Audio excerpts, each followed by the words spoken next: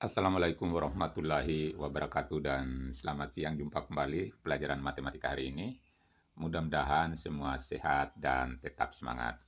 Pertemuan kali ini kita akan bahas soal atau materi matematika kelas 7 SMP, yaitu tentang perkalian dan pembagian bilangan bulat. Nanti kita akan lanjutkan dengan penjumlahan dan pengurangan untuk bilangan pecahan. Jadi kita mulai dengan perkalian dan pembagian.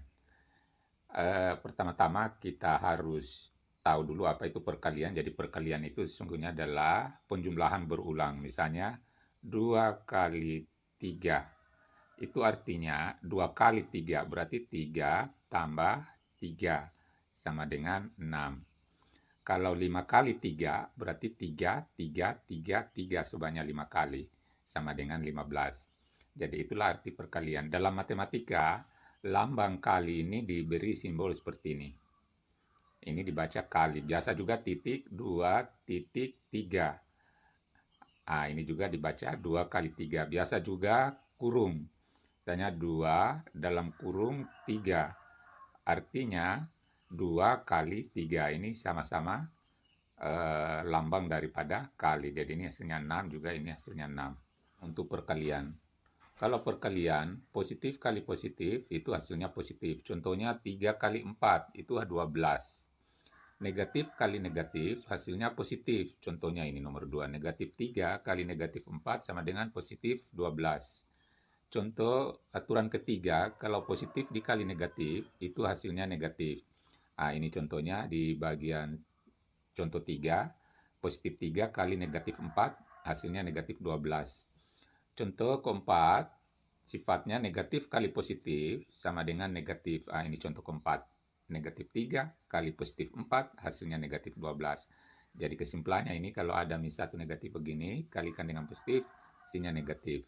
Kalau positif dengan positif, dapat positif. Kalau negatif kali negatif, dapat positif. Lanjut dengan aturan pembagian. Pertama-tama, kita tahu dulu lambang pembagian itu biasa kita gunakan dengan titik 2 seperti ini. Nah, misalnya 6 bagi 2. Biasa juga ditulis 6 pakai tanda seperti ini. Nah, ini sama, ini lambang daripada bagi. Jadi hasilnya aturan pembagian. Kalau positif, bagi positif, itu hasilnya positif. Sama kali. Jadi 4 bagi 2, 2. Kemudian negatif bagi negatif juga hasilnya positif. Nah, seperti ini, negatif 4 bagi negatif 2 sama dengan negatif positif 2. Tapi kalau sudah salah satu negatif, jadi misalnya ini positif bagi negatif hasilnya negatif. Negatif bagi positif hasilnya negatif. Seperti ini, 4 bagi negatif 2, negatif 2. Negatif 4 bagi 2, negatif 2. Nah, biasa juga seperti ditulis seperti ini. Jadi misalnya negatif 4 per 2. Nah, ini dapat negatif 2. Biasa juga ininya ditulis di tengah seperti ini. Nah, itu sama hasilnya, yaitu negatif. Jadi kalau sudah ada salah satu tanda negatif begini, itu menghasilkan negatif. Tapi kalau sudah dua tanda begini, ini menghasilkan positif. Ini jadi misalnya begini. Ada 6 gula-gula dibagi 2 orangnya. Nah, tentu setiap orang ini dapat 3. Nah, itu maksudnya pembagian. Misalnya lagi, 10 gula-gula dibagi 5 orang. Jadi 10 gula-gulanya, ini memaknai ini 10 gula-gulanya, orangnya 5, tentu setiap orang dapat 2. Nah, itu memahami pembagiannya. Kita masuk pada pecahan. Pertama-tama kita pahami dulu pengertian pecahan. Jadi pecahan itu adalah disebut juga dengan fraksi, yaitu istilah dalam matematika yang memiliki bentuk A per B. Nah, jadi begini, di mana B ini tidak boleh 0, A-nya namanya pembilang, B-nya namanya penyebut. Di dalam matematika, pecahan ini digunakan dalam 2 macam. Pertama, kita membuat pecahan dalam 1 unit atau 1 buah. Nah, contohnya di sini, ada ini terambulan 1 dibagi 6. Maka kalau kita mau makan misalnya 2 bagian, misalnya atau berapakah banyaknya yang berwarna hitam. Maka kita tulis 2/6. 2 ini menunjukkan pembilang, 6-nya ini menunjukkan penyebut. 2 ini banyaknya yang berwarna hitam, 6 ini adalah banyaknya keseluruhan. Ini contoh penggunaan pecahan dalam kehidupan sehari-hari. Jadi kita gunakan dalam irisan dalam satu buah atau satu biji. Ada juga pecah atau pecahan dalam satu kelompok. Seperti ini ada kelereng. Jadi kelereng ini banyaknya 8. Kalau misalnya kita mau ambil satu kelereng warna hitam, maka kelereng warna hitam ini banyaknya 1, kemudian keseluruhan kelereng adalah 8. Maka ini kelereng hitam banyaknya 1/8. Jadi ini pecahan juga tapi dalam satu kelompok. Itu memaknai pecahan. Cara menuliskan pecahan. Pertama, ditulis atau disebut dengan pecahan biasa. Yang mana itu misalnya ini? 2/3. 2/3 ini kalau dalam kehidupan sehari-hari, misalnya ini ada gelas, kemudian gelas ini kita isi air, maka diisi 2 bagian dari 3 bagian, inilah banyaknya 2/3. Inilah yang disebut dengan pecahan murni. Jadi satu gelas kita isi 2 bagian. Kita bagi 3 bagian, kita isi 2 bagian, itu namanya 2/3. Kemudian campuran. Yang mana pecahan campuran itu? Ini misalnya ini, ada gelas penuh 1, kita minum. Yang satu gelasnya lagi, misalnya setengah kita minum. Maka ini kita sebut dengan 1 gelas penuh dengan setengah. Jadi ini 1/2. Jadi inilah namanya pecahan campuran. Ada yang utuh, ada yang pecah, tidak cukup 1. Sekarang kalau kita jadikan pecahan biasa, tinggal kita kali ini. 2 kali 1, 2, tambah 1, 3/2. Ini 3/2, itu ciri-cirinya kalau besar di sini di atas, di pembilang, berarti itu adalah pecahan campuran. Ini kita sudah jadikan pecahan biasa ini. Tapi kalau pembilangnya kecil seperti ini, berarti itu pecahan biasa murni. Sekarang dengan pecahan desimal. Yang mana itu pecahan desimal? Ditulis dalam bentuk koma. Jadi seperti ini tadi. Misalnya kita bikin ini. Ada air diisi setengah, 1/2 ya. Bisa juga disebut 0,5. 0,5 inilah kita tulis dalam bentuk pecahan desimal. Jadi ini air di gelas ini banyaknya 0,5. Itu ditulis dalam bentuk pecahan desimal. Bisa juga seperti ini tadi. Kalau kita tuliskan dalam bentuk pecahan desimal, maka ini 1 gelas, 5. Jadi yang satunya setengah. Ini ditulis dalam bentuk pecahan desimal 1,5. Menyelesaikan soal-soal yang berkaitan dengan operasi pecahan. Pertama ini contoh pecahan penjumlahan. Ini pecahan biasa. Berapa? 2/3 tambah 1/4. Jadi kalau menemukan penjumlahan dan pengurangan untuk bilangan pecahan, maka penyebutnya ini kita harus kasih sama dulu.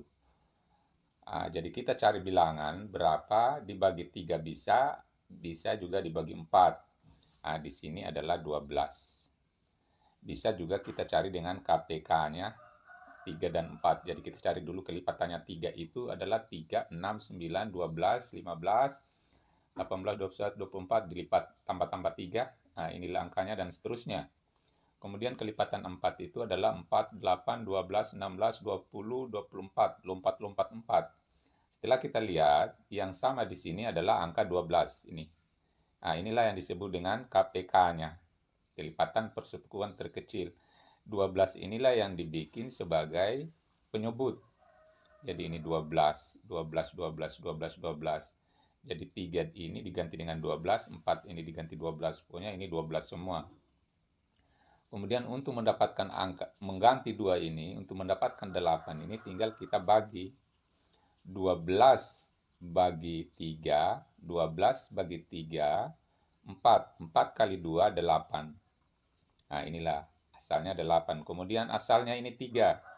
12 bagi 4, 12 bagi 4, 3. 3 kali 1, 3. Nah, sekarang tinggal kita jumlahkan. 8 tambah 3, 11 per 12. Jadi inilah hasil daripada penjumlahan 2 per 3 tambah 1 per 4. Coba kita ambil contoh yang lain. 2 per 5 ditambah dengan 1 per 4.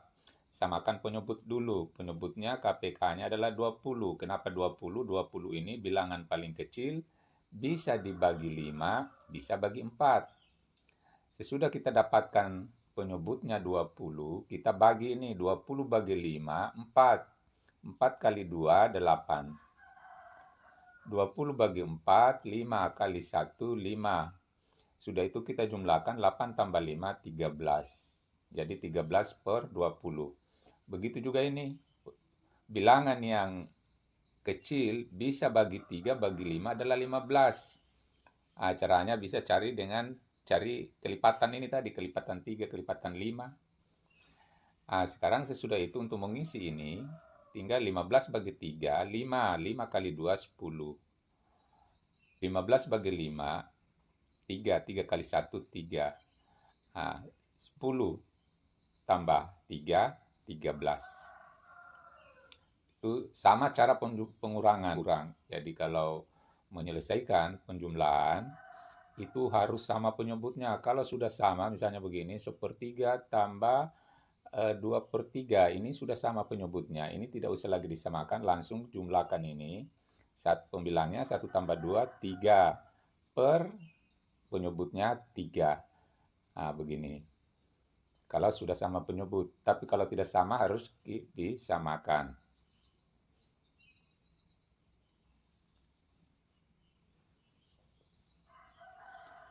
Sekarang pengurangan. Jadi pengurangan sama caranya tadi. Contohnya ini. Kita langsung berapakah 4 per 5 kurang 3 per 4. Kita selesaikan 4 per 5 kurang 3 per 4. Tentu kita cari KPK-nya seperti tadi, yaitu 20, 20, 20 ini. Yaitu bisa dibagi 5, bisa dibagi 4. Habis itu kita cari ini 16-nya ini. Dari 20 bagi 5, 4. 4 kali 4, 16. Cari ini yang 15, yaitu 20 bagi 4, 5, 5 kali 3, 15. Habis itu kita perkurangkan, 16 kurang 15, 1. Penyebutnya tetap 20, jadi ini hasilnya. Coba ambil contoh berikutnya, soal ini 1, 4 per 5 kurang 1 per 4. Ini KPK-nya, bilangan yang bisa dibagi 5 dan 4 adalah 20. Habis itu kita bagi 20 bagi 5, 4 kali 4, 16. 20 bagi 4, 5 kali 1, 5. 16 kurang 5, 11. Penyebutnya tetap 20. Itu cara untuk pengurangan. Bagaimana kalau penyebutnya sama? Misalnya 3 per 5 kurang 2 per 5. Ini langsung dikerjain karena penyebutnya sama. 3 kurang 2, 1 per 5. Kita masuk pada penjumlahan dan pengurangan pecahan campuran. Seperti ini. Kita langsung saja ini 1, 1 per 2 tambah 2, 1 per 3. Selesaikan. Ini harus kita jadikan pecahan biasa. 2 kali 1, 2 tambah 1, 3 per 2. Tambah 3 kali 2, 6 tambah 1, 7 per 3. Kemudian sesudah itu kita cari penyebutnya atau KPK-nya 2 dan 3 itu 6. Kita tulis semua 6 di sini. Baru kita cari ini 9, yaitu 6 bagi 2, 3 kali 3, 9. 6 bagi 3, 2 kali 7, 14. Sudah seperti ini kita jumlahkan 9 tambah 14, 23 per 6. Dijadikan sederhanakan, 23 bagi 6 itu adalah 3. Yaitu 3 kali 6, 18.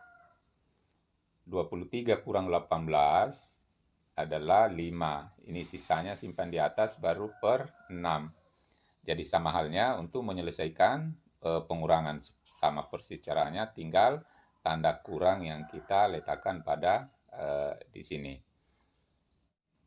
Selanjutnya ini adalah tugas keempat, diselesaikan lalu dikirim di classroom.